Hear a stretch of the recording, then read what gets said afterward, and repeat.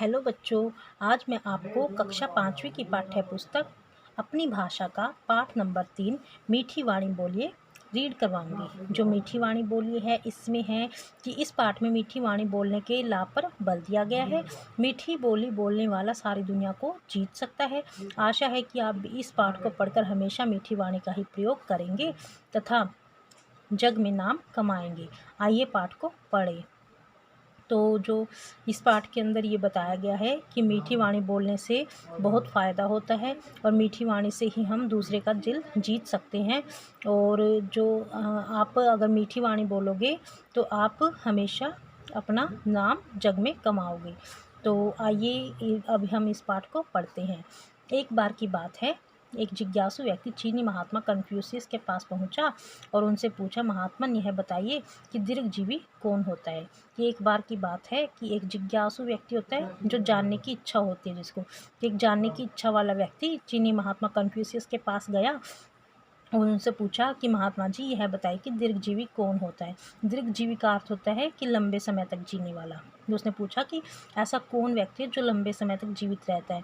तो कन्फ्यूशियस मुस्कुराए और प्रेमपूर्वक बोले, आप मेरे करीब आइए और मेरे मुंह में देखकर बताइए कि मेरे मुंह में जीभ है या नहीं। जो कन्फ्यूशियस है उन्होंने बोला कि आप मेरे पास आओ और मेरे मुंह में देखकर बताओ कि मेरे मुंह में जीभ है या फिर नहीं।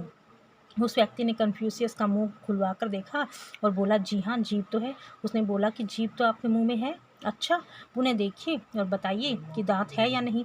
कन्फ्यूशियस ने कहा। उसके बाद कन्फ्यूशियस ने बोला कि दोबारा से देखो और मुंह के अंदर ये बताओ कि उसमें दांत है या फिर नहीं है। उस व्यक्ति ने दोबारा उनके मुंह में देखा और कहा, दांत तो एक भी नहीं है, कि दांत तो आपके मुंह में है ही नहीं।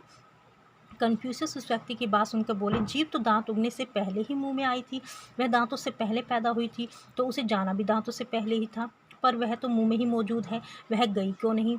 जो कन्फ्यूशियस है वो बोलते हैं कि जीभ तो दांतों से पहले उगती है और जीभ तो दांतों से पहले आती है, जो दांत है वो बाद में उगते हैं और जो दांत है वो पहले ही चले भी जाते हैं और जीभ जो है वो बाद में जाती है। तो ऐसा क्यों होता है कि वह क्यों नहीं गई, जीभ क्यों नहीं गई। मुझे नहीं पता, मेरे पास इस प्रश्न का कोई उत्तर नहीं है।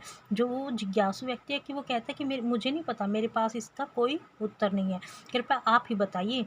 तो तब उस व्यक्ति ने कहा कि आप ही बताइए कि ऐसा क्यों है, मुझे इसका उत्तर नहीं पता है। तो बच्चों, आज हम जो ये पाठ नंबर 3 का है ये एक पेज ही रीड करेंगे। इससे आगे का जो पेज है वो हम आपको कल रीड करवाएंगे। तो बच्चों, आपको ये ध्यान से सुनना भी है और इसको वीडियो का आपको लाइक भी करना है और सब्सक्राइब भी करना है। Thank you.